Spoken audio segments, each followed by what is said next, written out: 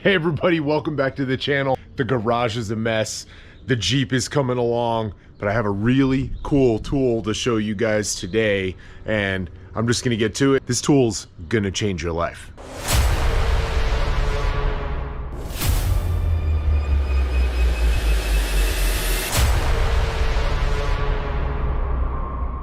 This, I truly believe, is something that any sort of fabricator, builder, welder, off-road person should possess in their arsenal of tools.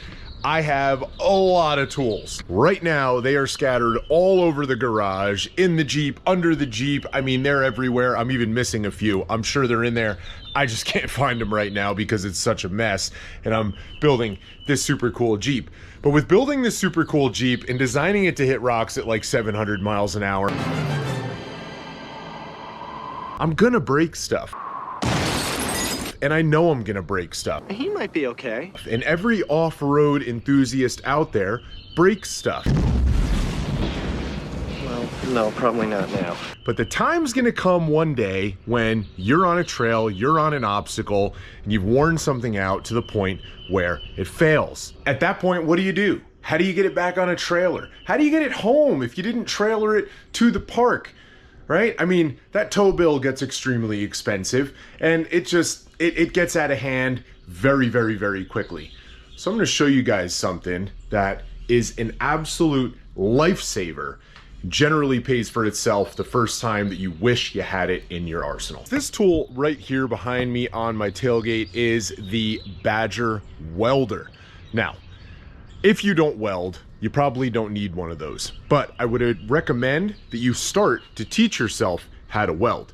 It's not all that difficult. I plan on making a video series showing you guys exactly the basics and how to start learning how to weld, because for small trail repairs and things like that, it opens the world to you as far as reliability and getting your rig safely off the trail. It also is going to allow you to fabricate things yourself in your own garage with a couple of tools like a grinder and with a cutoff wheel and a flap disc and your welder. I mean, you can do custom suspensions, make your own control arms, make your own tie rods. You can do all sorts of stuff with just some tubing, some fittings, and that welder. Now, I've used a lot of different welders over the years in my experience, but there's a reason why that welder is the one that I believe everybody should have in their toolbox, because there are a couple of competitors on the market, but this one stands out and it's definitely beneficial. So without further ado, let's go over there, let's check it out, and let's get to the nitty-gritty of why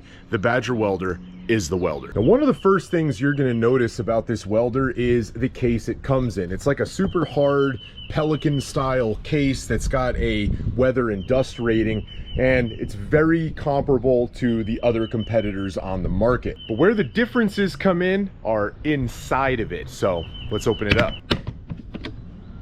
Of course, it has a ground cable. Big deal. What welder doesn't have a ground cable? Of course, it has your welding torch. Big deal. What welder doesn't have a welding torch? Where the other differences are right in here. You can see right here it says MIG shielding gas. Now that's a big deal, because this welder can run on flux core, which I currently have it set up to do, or you can run it with shielding gas and actually MIG weld, which is really nice, because while flux core is great and it's convenient, flux core likes clean steel, but you can weld with flux core in a windy environment because that shielding gas won't blow away. It doesn't need it. But having the ability to also use shielding gas is super nice, because if you're using that welder at home or on a job site, because just because it's portable doesn't mean you have to keep it in your off-road rig. You can carry that welder anywhere you want and actually weld some really nice beads with shielding gas. You can also run it off of 100% CO2.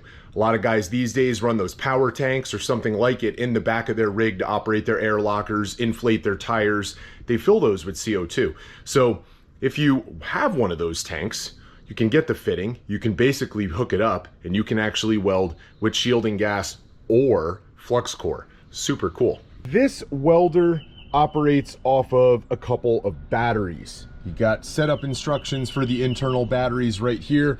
It's got some other information in there. Now, anyone who's welded anything, especially anything thick like up to 1/2 inch like that welder can do, it draws a lot of power, creates a lot of heat, and you know, batteries have come a long way, but I understand your apprehension about whether, how is that possible with a battery setup? And I can vouch for it, guys. It is absolutely possible to weld some pretty thick steel with batteries, but adjust your settings down, weld some pretty thin stuff too. Now, the thing that separates this welder from the competitors on the market isn't the battery time, because it's about the same. It's not the thickness of the material that it can weld, because they're about the same. But it's the internal construction of this welder itself. There's also some other differences that are pretty cool that I'll go into in just a second, and then I'll give you some really interesting information on how to save you guys a little bit of cash toward the end of this video.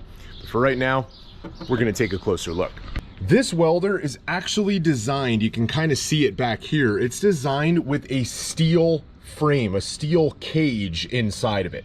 Now, what that steel cage is gonna offer you is the ability for you to open up your welder. We all know batteries don't last forever, even when they're rechargeable, right? I mean, think about your cell phone. It lasts for a few years, you've recharged it a million times, and after that, it says it's at 100%, but it wears down really super quickly. Well, the batteries that these guys use, as well as their competitors, only last anywhere between 2 and 5 years, depending upon how much you take care of it and how much you use it. And when it comes time to finally replace those batteries, you can do it at this point in time for about $100 on Amazon and a little bit of your own time in your house on your dining room table. Just take that cover off and they'll send you some directions. It's very simple, and you basically just unplug them and put the new ones back in.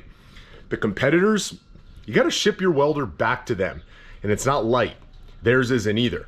Once you ship it back to them, you have to pay them for the batteries and then pay them to swap them out, because their cage internally, it's not made of steel, which also makes it not nearly as durable. This is going to be way more durable while it's bouncing around in the back of your rig off-road. So how long does it last? Well, I hinted at it earlier in the video. It lasts about the same amount of time as its competitors, and it's hard to lay an exact minute number on it, because depending upon what you're welding will determine how much energy it's using. That'll determine how long it's gonna last. If you're welding super thin stuff, it's gonna last you about 20 minutes, maybe slightly less, 18 or 19. If you're welding thicker stuff, it could cut it all the way down to as short as 9 minutes. But even at 9 minutes, I mean, that's a lot of weld time. That's not run time with the switch turned on. That's actual physical pull the trigger and weld. A couple other little really nice features about this welder is that it's fused. Competitors don't always have that, depending upon which one you're looking at, and that's nice, because if it should ever be needed, and it is internally shorting somehow, maybe you really went crazy and rolled your rig over 10 times off of a mountain, that fuse is going to come in handy. You're not going to have all that stored energy in those batteries for 10 minutes of welding up to 1/2 inch thick steel, just kind of letting itself go and starting a fire. That's a really nice feature to have. And honestly, guys, this welder is a little bit more money than the competitors, but it's got a lot more features to it, right? And as soon as you have to send back the competitor's welder to have those batteries replaced, you've already spent the money. You still can't weld on your portable welder with shielding gas. You still aren't fused. You still don't have the metal cage and all those kinds of things. Now, there's also a way in the description of this video for you to save a little bit of cash on that welder, so make sure that you check that out. And guys, Badger also has another welder coming out very shortly that's going to be even cheaper, that does away with the shielding gas option. So guys, I don't think there's any way that you can lose when you invest in something like this. It's going to be used. It's going to be safe. The efficiency of being able to repair it when it maybe does get damaged after living that hard life out on the trail, you can do it yourself. All of those things are huge benefits. So like I said a minute ago, stick around, make sure you look at the description to save yourself some cash, pick up one of these welders, and stay tuned, because Badger's coming out with new stuff, like I said a minute ago, and this rig's gonna be on the trail very soon, making a lot of noise, throwing a lot of rocks, kicking up a lot of dust, and probably breaking a lot of parts. Guys, make sure you get out there, you build something.